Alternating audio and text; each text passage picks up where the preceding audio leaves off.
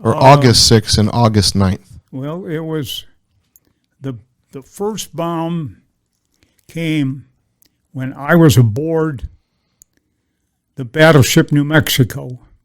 Okay, that was August 6th. And August where was your boat harbored? We were at sea.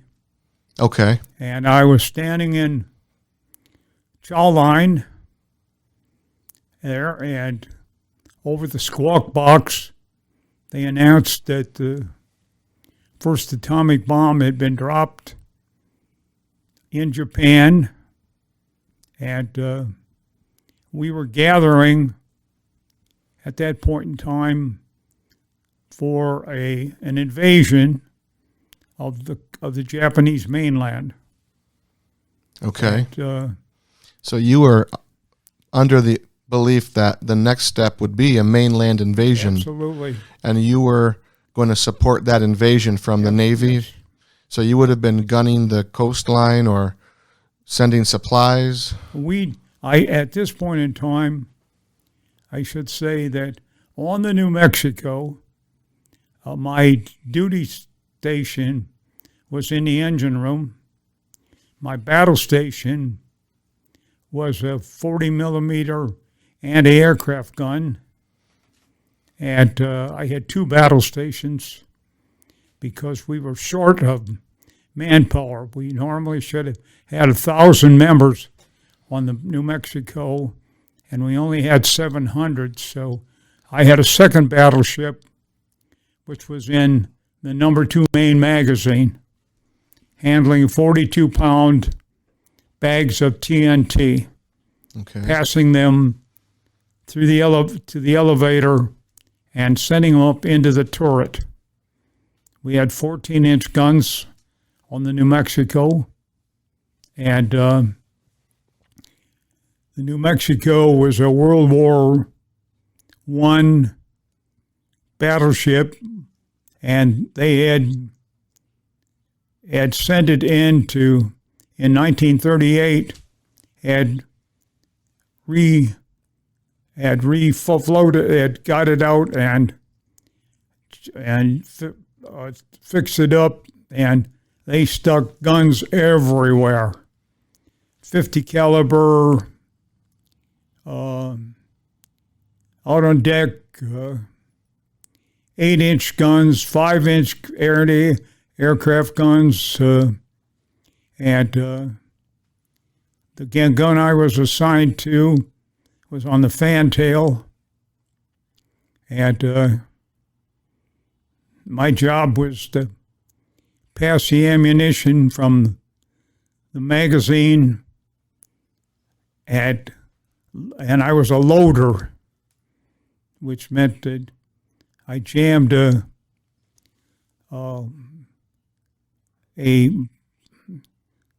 cartridge of guns into the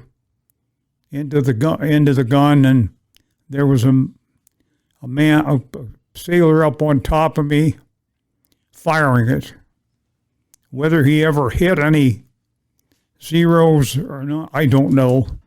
All I know is I had a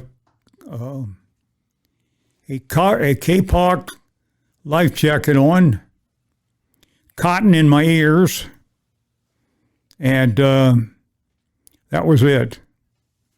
And so you probably went partially deaf on a battleship. Yes, I did. Was that a battleship? Yes, it was. And were you relieved when America had finally reached nuclear power to where we could? When did your command really know to tell you? When was the rumor on deck that we may not have to go on to mainland Japan? When was that solidified among the crew? I really don't know, but I know this, that when they dropped the atomic bomb, the scuttlebutt was that we don't think that we'll be relieved of going for a landing on Japan. Now, each one of us that was scheduled to be there were taken up on top side and given a .45 automatic and had target practice because there was not enough, we did not have sidearms that we just went with a .45 automatic on our hip. And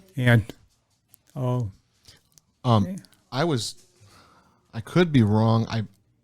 I think the emperor did not believe, and his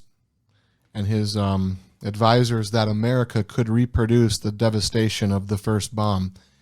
And until Nagasaki, I understand it took two to really sway their opinion on America's abilities. I believe that is true. Now, in the engine room, as a fireman, you are about as knowledgeable as to where you are or what's going on as the man in the moon. We know very little. Okay. We just know what our stations are and what we're supposed to do. So you're in the engine room. You're called I'm in the engine room. a fireman? And as a fireman, Okay, to put out fires, or is that just another no, term? a fireman takes care of the turbine. We make sure the lubrication. We had a 12,500 horsepower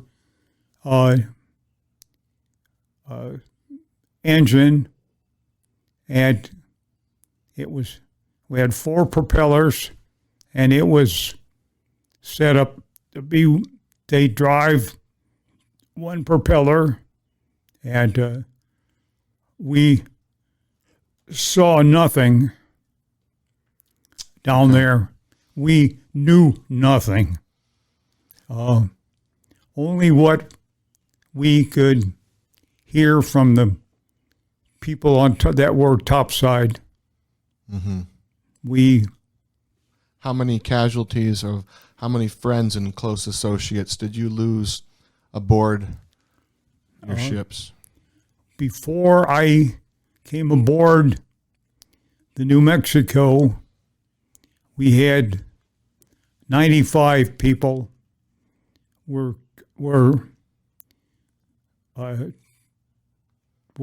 killed, and my job was, I was a replacement for one of those 95. Okay. And I joined the New Mexico at Leyte Gulf in the Philippines. I went from California to Leyte Gulf in the Philippines, and there was transferred from a troop ship to an LCI, and then transferred on to the New Mexico. And originally, as I was waiting to find a ship, they had a draft that was set up for the Indianapolis. And that day, I mustered down in California, in the camp down there with my gear, and went down to be loaded up to be a draft to go to the